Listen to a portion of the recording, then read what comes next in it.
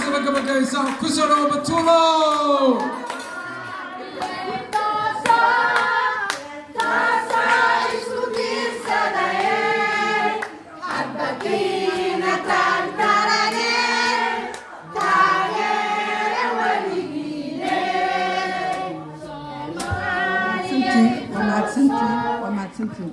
بسم الله الرحمن الرحيم اللهم صل على محمد وعلى آل محمد كما صليت على إبراهيم وعلى آل إبراهيم إنك الحميد المجيد مركو ugu horeysa waxaan idinkaga mahadcelinayaa soo dhaweynta diiran ee kalgacalka iyo sharafta iyo maamuuska iyo Soomaalinimada ay ku dheehan tahay idinkoo dhan dhamaantiin waxaan gaar ugu mahadcelinayaa gabdhihii xilka gaar ah iska saaray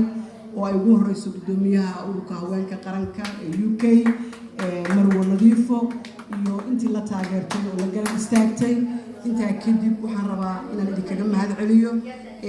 oo ujeedada socdaalkayga ay ahayd markii aan ka soo noqday Canada hawlo badan runtii iga dambeeyo oo u baahan inaan u degdego laakiin waxaan ka maarmi waayay inaan step down ku sameeyo hal mar inaan istaago meesha aad iga sameyseen taageerada meesha aad iga tusteen kalgacalka iyo geesinimo gelinta meesha aad iga baaqdeen idinkoo iga fog qalbigiina ila jooga meesha geesinimada igu abuurtay inaan ku sii dhiirado inaan hawsha aan hadda gacanta ku hayo aan sii wado inta laga gaarayo doorasho guud oo haweenka Soomaaliyeed ay isagu imaan doonaan insha Allah ta'ala waxaan rabaa gabdhaha reer UK inaan si gaar ah kugu mahadceliyo iyadoo gabdhaha Soomaaliyeed oo dhan ay taageero iyo mar walba ay ila garab taagnaayeen haddana waxaa gabdhaha reer UK lagu tilmaamaa inay ka sii wadanisan yihiin gabdhaha dibadda inay ugu horeeyaan oo ay yihiin meelaha tusaalaha laga qaato Soomaali fara badan oo dalku uu ku tiirsan yahay oo la'aantood una jiri lahayn inay ku nooshahay kuwaas oo ugu horeeyaan haweenka Soomaaliyeed ee jooga UK waxaan rabaa inaan idinkaga mahadceliyo taageeradiinii walaalnimada ahayd hiilka walaalnimada ahayd gabarnimada ahayd hooyanimada ahayd ee aad ila garab istaagteen oo runtii kalgacal gaar ah igu abuurtay ma aha inaan xukun jeclahay ma aha inaan kursiga rabo inaan ku sii fadhiyo ma aha inaan diidanahay in doorasho la suubiyo laakiin waxa loo baahan yahay Soomaaliya waxay gashay marxalad kala guura waxay u guuraysaa in si guud oo wada jir ah wax loo qabto waxa laga guurayaa kalitashinimada waxa laga guurayaa kooxaysiga waxa laga guurayaa hal magaalo kaligeed inay isku koobto talada Soomaaliyeed sida awgeed gabdhaha Soomaaliyeed oo lafdhabar u ah jiritaanka ummadda Soomaaliyeed gabdhihii badbaadiyay qaranka maanta aan ku faanayno gabdhaha naftooda u huray oo qaarkood qabriga u galeen in Soomaaliya ay dib u soo noqoto oo dibadda ku nool oo gudaha ku nool oo jooga meel kasta oo adduunka ka mid ah waa inay codka ururka haweenka ku yeeshaan qayb waa inay ka qayb galaan waa waajib qofku xil waa qaban karaa waa ku guuleysan karaa ku guul dareysan karaa laakiin aniga hadda ololaha aan wado ma aha inaan musharaxad xataa ahay ma aha xataa inaan dib isu soo sharaxo waxaan rabaa hantida haweenka Soomaaliyeed magaca haweenka Soomaaliyeed taariikhda haweenka Soomaaliyeed inay jirto oo waarto oo ay shaqeyso oo ay noqoto mid labada gacmood aan ku qabataan ma aha hanti anaga aan sameeynay waxa sameeyay ayeeyooyinkeena sameeyay waxa sameeyay taariikhda hooyooyinkeena sameeyay waxa maanta soo gaarsiiyay maanta meesha Soomaaliya ay taagan tahay annaga qayban ka noqonay laakiin waa nalooga horeeyay calanka la dhaliyay muriyadahoodii ay gadeen naftoodii ay bixiyeen Soomaaliya inay noolaato adduunka ka jirto sumcad yeelato dawlad noqotay ka soo shaqeeyeen waa in annaguna aan ku mintidnaa dhaxalkii aan ka dhaxalnay ayeeyooyinka iyo hooyooyinka waa in Soomaaliya annagoo nool ee korkeena ku burburtay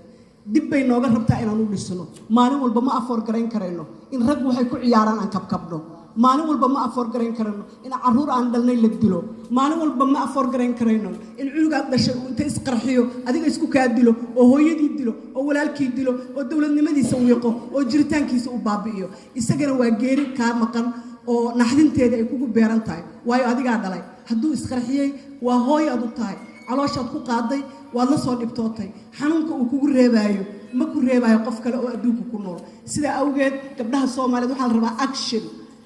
in action la qaado la rabaa waxaa la rabaa in la is hortaago dhibaatada dalka ka socota waxaa la rabaa in la is hortaago calooshoodu shaqaystayaasha waxaa la rabaa in la is hortaago kuwa qarannimada gadanaya waxaa la rabaa in la is hortaago kuwa diidan dawladnimada waxaa la rabaa in la is hortaago kuwa raba inay kaligood noolaadaan inta kalena ay baaba'aan oo baahi iyo cudur dilo oo ay ku dhamaadaan inaad ka hor istaagnaan waxaan ku faraxsanahay gabdhaha Soomaaliyeed maanta meesha ay gaareen shanta qaaradood ay gabdhuhu joogaan kulligood waa aqoon-yahan kulligood waa aragnimo iyo waxay haystaan aqli ka badan qof kasta oo jirta adduunka gabdhaha Soomaaliyeed waxa ay ku badbaadeen qarannimada ina maalin walbaba ma aha aan cilcilis ugu jirno waa inaan istaagnaa waa inaan hoggaanka u istaagnaa 2020 waa inay gabdhaha madaxweyne isu soo sharaxaan oo ay tagaan wadanka ay tagaan oo aan taageernaa gabdhaha sababtoo ah guri la burburiyay iyo gablan iyo hoog waa ka daalay diyaarna uma nihin in raggeena qaar ka mid oo calooshada u shaqaysanaya ay gataan mar walba qarannimadeena mustaqbalkeena inay iibsadaan oo lacag ku gataan oo ay dollar kala baxaan nafteena iyo jiritaankeena iyo sharafkeena waxaan u baahanaa kan fiican inaan garab istaagno kan xun inaan hor istaagno oo aan niraahno maya ma ka aqbalayno sida awgeed maanta ama caawa oo bil Ramadaan ah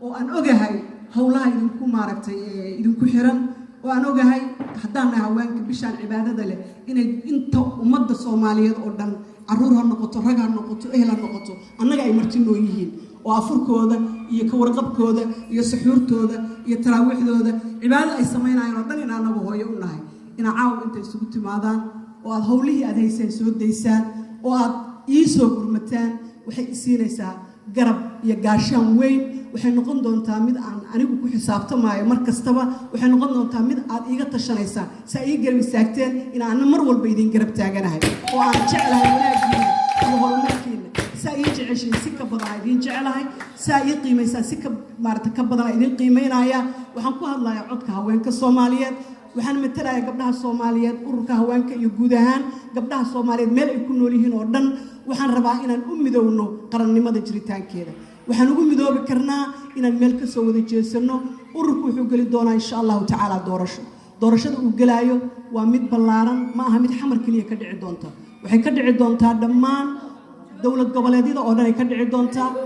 reer UK waa imaanayaan insha Allah waxaad ku yeelanaysaan codad ku yeelanaysaan haweenku waxay samaysanayaan baarlamaan ama golo dhexe oo metela ayay samaysan doonaan golaha dhexe oo metelaya waxaad ku yeelanaysaan qaybaad ku yeelan doontaan talada gabdhaha Soomaaliyeed saad wax u tartaan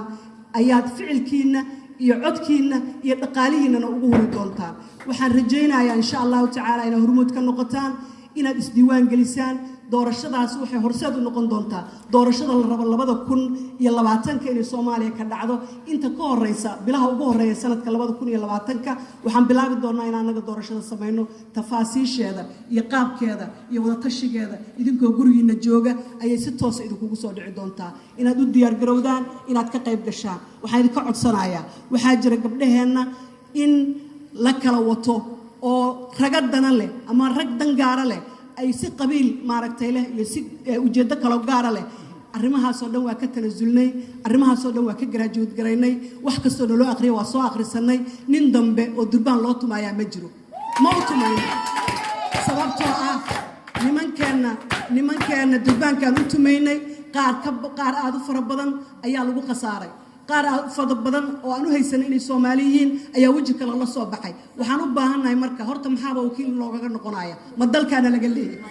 ma dhaqaalaha ku baxaana laga leeyahay ma badbaadintiisana laga leeyahay ma caruurta la leynayo annaga dhalnana laga leeyahay waxaas oo dhan ayahooda waa inaan ka tashanaa waa inaan u istaagnaa waa inaan garabka is siinaa waa in gabar kasta ay gabadha kale walaashada ay taageertaa oo garab istaagtaa wadankeena haween fara badan oo fiican ayaa u soo halgamay ilaa hadda u taagan gabdhaha gudaha ku jira waa gabdhaha aad u qiimo badan waa gabdho muwaadiniina waa gabdho daalay 30 sano ayaa xabada korkeeda ka dhacaysa oo qarax korkeeda ka dhacaya oo ilmihii iyo dadkii ku dhintay qaraxaas meydkooda la kala galan waayay oo aan la kala saari karin makana raga makana mantaqan naxariistii iyo bini'aadamnimadii dadka waa lagala dagaalamay sida awgeed xanuunkaas aan la qabnaa sidoo kale dibaddana xanuun kala yaala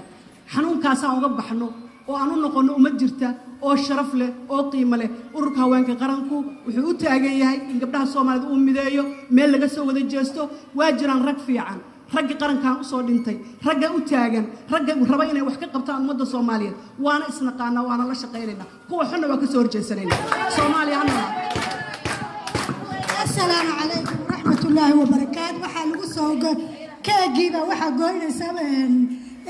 سمسم قيل حسين oo isboortigii berisamaadkii ayaa keega goynaya سمسم سوقا سمسم بعدين سمسم وقبل هي خاتمة استعدة خاتمة سوارة قرن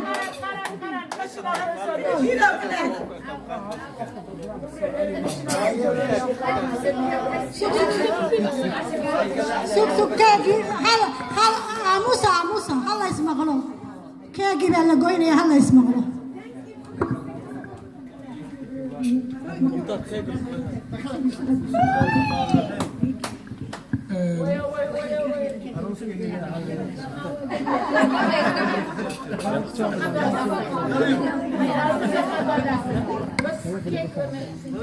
gabdhahaad la dhalataa ku dhigan goglaha oo dhayahaga taagane soo dhawow batuulay gabdhahaad la dhalataa ku dhigan goglaha oo dhayahaga taagane soo dhawow batuulay gabdhahaad la dhalataa ku dhigan goglaha oo dhayahaga taagane soo dhawow batuulay idinkoo raalli ah waxaan idinkaga mahadcelinaynaa imaan shirkiina imaateen